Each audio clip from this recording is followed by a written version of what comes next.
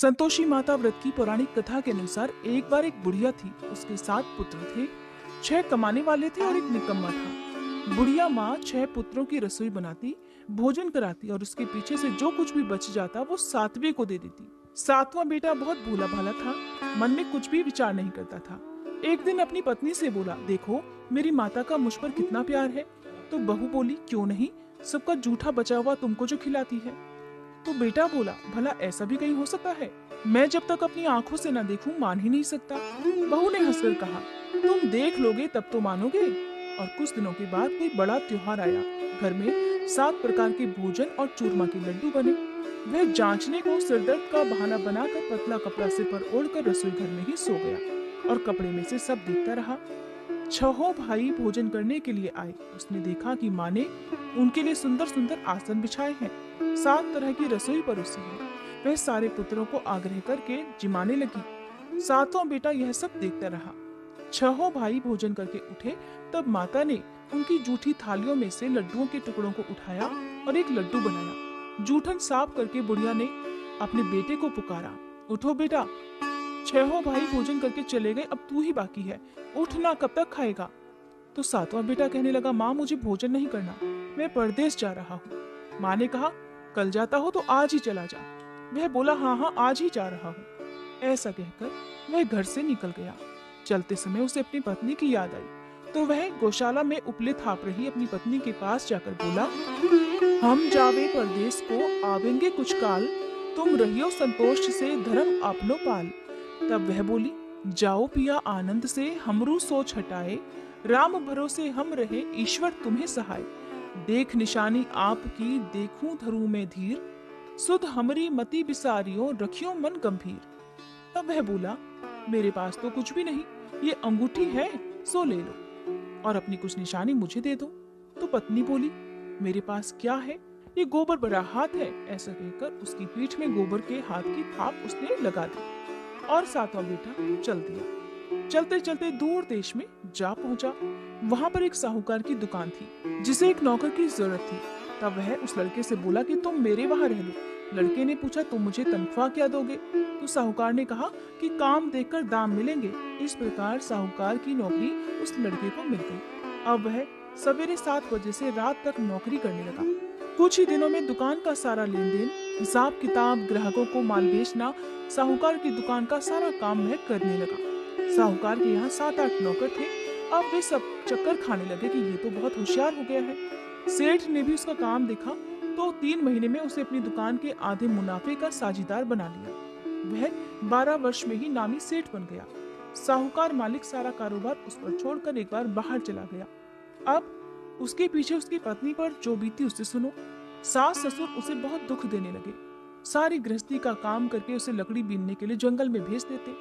इसी बीच घर में रोटियों के आटे से जो भूसी निकलती उसकी रोटी बनाकर उसके लिए रख दी जाती।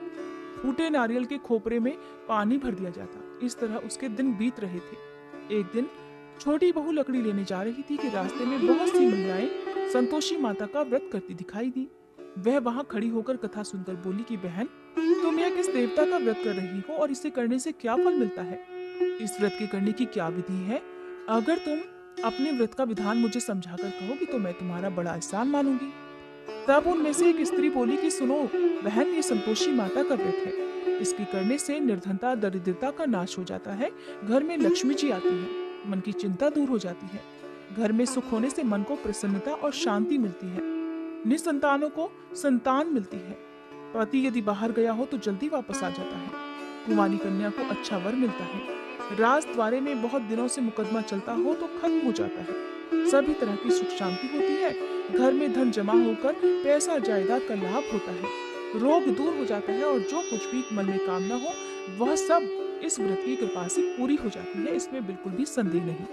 तो वह पूछने लगी कि बहन, ये व्रत कैसे किया जाता है, ये भी बताओ तो बड़ी कृपा होगी। तब वह स्त्री कहने लगी, 1.25 रुपए का गुड़ चना लेना, इच्छा हो तो 5.25 रुपए का लेना या 11.25 का भी ले सकती हो। बिना परेशानी, श्रद्धा और प्रेम से जितना बन सके सवाया लेना। 1.25 रुपए से 5.25 रुपए और इससे भी ज्यादा शक्ति और भक्ति के अनुसार लेना। हर शुक्रवार को निराहार रहकर कथा कहना सुनना।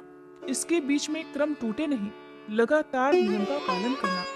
सुनने वाला कोई ना मिले तो घी का दीपक जलाकर उसके आगे जल के पात्र को रखकर अपनी कथा कहना, परंतु नियम नहीं टूटना चाहिए। जब तक कि मनोकामना पूर्ण ना हो जाए नियम का पालन करना, और मनोकामना पूर्ण हो जाने पर ही व्रत का उद्यापन करना, बीच में मत करना। उद्यापन में 2.5 सेर आटे का खाजा और इसी हिसाब से खीर और चने का साग बनाना, 8 लड़कों को भोजन कराना, जहां तक मिले देवर जेठ भाई बंधु या परिवार के लड़के को ही लेना, ना मिले तो रिश्तेदार और पड़ोसियों के लड़के बुलवाना, उन्हें भोजन कराना, यथाशक्ति दक्षिणा देकर माता का नियम पूरा करना। उस दिन घर में कोई खटाई न खाए। यह सुनकर छोटी बहू वापस घर को चल दी। रास्ते में लकड़ी के बोझ को बेच दिया और उन पैसों से गुड़ और चना लेकर संतोषी माता के व्रत की तैयारी करके आगे चली। सामने मंदिर देखकर पूछने लगी, ये मंदिर किसका है? सब कहने लगे, संतोषी माता का मंदिर है। यह सुनकर माता के मंदिर में जाकर वह माता के चरणों में लौटने लगी। दीन होकर विनती करने लगी कि माँ, मैं तो निपट मूर्ख हूँ, व्रत के कुछ भी नियम नहीं जानती, मैं बहुत दुखी हूँ माँ। हे माँ जगत जननी, मेरा दुख दूर करो, मैं तुम्हारी शरण में हूँ। उसकी दयनीय दशा को देखकर संतोषी माता को उस पर दया आ गई। एक शुक्रवार बीता ही था कि दूसरे शुक्रवार को ही उसके पति का पत्र आ गया और तीसरे को उसका भेजा हुआ पैसा भी आ पहुंचा। ये देखकर जेठानी मुंह सिकोड़ने लगी कि इतने दिनों में पैसा आया है तो इसमें क्या बढ़ाई है। लड़के ताने देने लगे कि काकी के पास अब पत्र आने लगे, रुपया आने लगा, अब तो काकी की खातिर बढ़ेगी, अब तो काकी बुलाने से भी नहीं बोलेगी। बेचारी बड़ी सरलता से कहती कि भैया पत्र आवे रुपया आवे तो हम सबके लिए अच्छा है। ऐसा कहकर आंखों में आंसू भरकर संतोषी माता के मंदिर में आकर माँ के चरणों में गिरकर रोने लगती। माँ, मैंने तुमसे पैसा नहीं मांगा, मुझे पैसे से भला क्या काम, मुझे तो अपने सुहाग से मतलब है, मैं तो अपने पति के दर्शन और सेवा मांगती हूँ। तब माँ ने प्रसन्न होकर कहा, जा बेटी, तेरा पति भी आएगा। यह सुनकर खुशी से बावली होकर वह घर में जाकर अपने काम करने लगी। अब संतोषी माँ विचार करने लगी कि इस भोली पुत्री से मैंने कह तो दिया कि तेरा पति आएगा, पर आएगा कहाँ से? वह तो सपने में भी इसे याद नहीं करता। उसे याद दिलाने के लिए मुझे उसके पास जाना पड़ेगा। इस तरह माता बुढ़िया के बेटे के स्वप्न में प्रकट होकर कहने लगी, साहूकार के बेटे, सोता है या जागता है? तो वह बोला, माँ, सोता भी नहीं हूँ, जागता भी नहीं हूँ, बीच में ही हूँ, कहो क्या आज्ञा है? तो माँ कहने लगी, तेरा घर बार कुछ है या नहीं? तो वह बोला, मेरा सब कुछ है माँ, माँ बाप भाई बहन बहू, क्या कमी है? तो माँ कहने लगी, भोले पुत्र, तेरी पत्नी वहाँ तेरे घर में घोर कष्ट उठा रही है, तेरे माँ बाप उसे बहुत दुख दे रहे हैं, वह तेरे लिए तरस रही है, तो उसकी सुध क्यों नहीं लेता? तो वह बोला, माँ, ये तो मुझे भी पता है, परंतु मैं जाऊँ तो जाऊँ कैसे?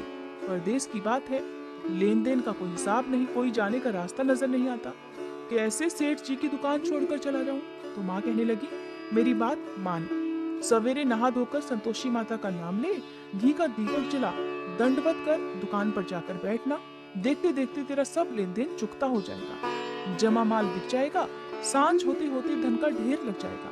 सुबह जल्दी उठकर उस लड़के ने अपने सपने की बात सबसे कही। सबने उसकी बात अनसुनी करके मजाक उड़ाना शुरू कर दिया, कहीं सपने भी सच होते हैं क्या? तब एक बूढ़ा बोला, देख भाई, मेरी बात मान, इस प्रकार साच झूठ करने के बदले देवता ने जैसा कहा है वैसा ही करने में तेरा क्या जाता है? सपने की बात मान, स्नान कर, संतोषी माता को दंडवत प्रणाम कर, घी का दीपक जला और दुकान पर बैठ जा। थोड़ी देर में वह क्या देखता है कि देने वाले रुपया लाए और लेने वाले हिसाब लेने लगे। कोठे से भरे सामानों के खरीदार नकद दाम में सौदा करने लगे। शाम तक देखते ही देखते धन का ढेर लग गया। माता का चमत्कार देखकर वह प्रसन्न होकर मन में माता का नाम लेकर घर जाने के लिए तैयार होने लगा। गहना कपड़ा खरीदने लगा और वहाँ के काम से निपटकर वह घर जाने को तैयार हुआ। वहाँ बेचारी पत्नी जंगल में लकड़ी लेने जा रही थी। लौटते समय माँ के मंदिर में विश्राम कर रही थी। वह तो उसका रोजाना रुकने का स्थान था। मंदिर में आराम करते करते दूर से धूल उड़ती देखकर वह माता से पूछने लगी, माँ, ये धूल कैसी उड़ रही है? तो माँ कहने लगी, पुत्री, तेरा पति आ रहा है, अब तू ऐसा कर, लकड़ियों के 3 बोझ बना ले, एक नदी के किनारे रख, दूसरा मेरे मंदिर में और तीसरा अपने सिर पर रख ले। तेरे पति को लकड़ी का गट्ठा देखकर मोह पैदा होगा, वह वहाँ रुकेगा, नाश्ता पानी बना खाकर माँ से मिलने जाएगा। तब तू लकड़ियों का बोझ उतार कर घर जाना और बीच चौराहे में गट्ठर डालकर 3 आवाजें जोर से लगाना, लो सासू जी, लकड़ियों का गट्ठा लो, भूसी की रोटी दो, नारियल के खोपरे में पानी दो, आज घर में कौन मेहमान आया है? माँ की बात सुनकर बहू बहुत अच्छा। ऐसा कहकर बड़ी प्रसन्न होकर लकड़ियों के 3 गट्ठर ले आई। एक नदी के तट पर रखा, एक माँ संतोषी के मंदिर में रखा। इतने में ही एक मुसाफिर वहाँ आ पहुंचा। सूखी लकड़ियां देखकर उसकी इच्छा हुई कि अब यहीं विश्राम करे और भोजन बना खाकर गांव जाए। इस प्रकार भोजन बनाकर वह वहीं विश्राम करने लगा। उसके बाद गांव को गया, सबसे बड़े प्रेम से मिला। उसी समय बहू सिर पर लकड़ी का गट्ठा लिए वहां पहुंच गई। लकड़ी का भारी बोझ आंगन में डालकर उसने जोर से 3 आवाजें दी। लो सासू जी, लकड़ी का गट्ठा लो, भूसी की रोटी दो, नारियल के खोपरे में पानी दो, आज कौन मेहमान आया है। ये सुनकर सास बाहर आकर अपने द्वारा दिए हुए सभी कष्टों को भुलाने के लिए कहने लगी कि बहू, ऐसा क्यों कहती हो, तेरा पति ही तो आया है, आ बैठ, मीठा भात खा, भोजन कर, कपड़े गहने पहन। इतने में आवाज सुनकर उसका पति बाहर आ गया और अंगूठी देखकर व्याकुल होकर माँ से पूछने लगा कि माँ ये कौन है। तो माँ कहने लगी कि बेटा ये तो तेरी पत्नी है। आज 12 वर्ष हो गए जब तू घर से गया है, तब से सारे गांव में जानवर की तरह भटकती फिर रही है। काम काज घर का कुछ भी नहीं करती, 4 समय यहाँ आकर खा लेती है। अब तुझे देखकर भूसी की रोटी और नारियल के खोपरे में पानी मांग रही है। यह सब सुनकर वह लज्जित हुआ, बोला, माँ ठीक है, मैं इसे भी देख रहा हूँ और अब तुम्हें भी देखा है। अब मुझे दूसरे घर की चाबी दो तो वहाँ जाकर रहो। माँ बोली, ठीक है बेटा, जैसी तेरी मर्जी। ऐसा कहकर चाबी का गुच्छा उसने पटक दिया। उसने चाबी ली, दूसरे कमरे में जो तीसरी मंजिल के ऊपर था खोलकर सारा सामान वहाँ रख दिया। एक दिन में ही वहाँ राजा के महल जैसा ठाट बाट बन गया। अब क्या था, वे दोनों पति पत्नी वहाँ सुखपूर्वक रहने लगे। इतने में अगला शुक्रवार आया। पत्नी ने अपने पति से कहा कि मुझे माता के व्रत का उद्यापन करना है। पति कहने लगा, बहुत अच्छा, खुशी से करो। वह तुरंत ही उद्यापन करने की तैयारी करने लगी। जेठ के लड़कों को भोजन करने के लिए कहने गई तो जिठानी ने अपने बच्चों को भेजने के लिए हाँ कर दिया, परंतु पीछे जिठानी अपने बच्चों को सिखलाने लगी कि देखो रे, भोजन करते समय सभी लोग खटाई मांगना ताकि उसका उद्यापन पूरा न हो सके। अब लड़के जीमने गए, खीर पेट भरकर खाई, परंतु याद आते ही कहने लगे कि काकी हमें कुछ खटाई दो, हमें ये खीर बिल्कुल अच्छी नहीं लगी। तो बहू कहने लगी कि खटाई तो किसी को नहीं दी जाएगी, ये खीर तो संतोषी माता का प्रसाद है। यह सब सुनकर सभी लड़के तुरंत उठ खड़े हुए, बोले, पैसा लाओ। भोली बहू बहुत कुछ जानती नहीं थी, सो उन सबको पैसे दे दिए। लड़के उसी समय जाकर दुकान पर जाकर इमली खाने लगे। ये देखकर बहू पर संतोषी माता ने कोप कर दिया। राजा के दूत उसके पति को पकड़कर ले गए। जेठ जिठानी मनमाने खोटे वचन कहने लगे। लूट लूट कर धन इकट्ठा करके लाया था, सो राजा के दूत पकड़ कर ले गए। अब सब मालूम पड़ जाएगा जब जेल की हवा खाएगा। बहू से ये बातें सहन नहीं हुई। रोती रोती माता के मंदिर में गई। हे माँ, ये आपने क्या कर दिया? हंसाकर अब क्यों रुलाने लगी? तो माँ बोली, पुत्री, तूने उद्यापन करके मेरा व्रत भंग किया है, इतनी जल्दी सब बातें भुला दी। तो वह कहने लगी, माँ, भूली तो नहीं हूँ, ना कुछ अपराध किया है, मुझे तो लड़कों ने भूल में डाल दिया, मैंने भूल से उन्हें पैसे दे दिए, मुझे क्षमा कर दो माँ। माँ बोली, ऐसी भी कहीं भूल होती है भला? तो वह बार बार बोली, माँ मुझे क्षमा कर दो, मैं फिर तुम्हारा उद्यापन करूंगी। माँ बोली, अब भूल मत करना।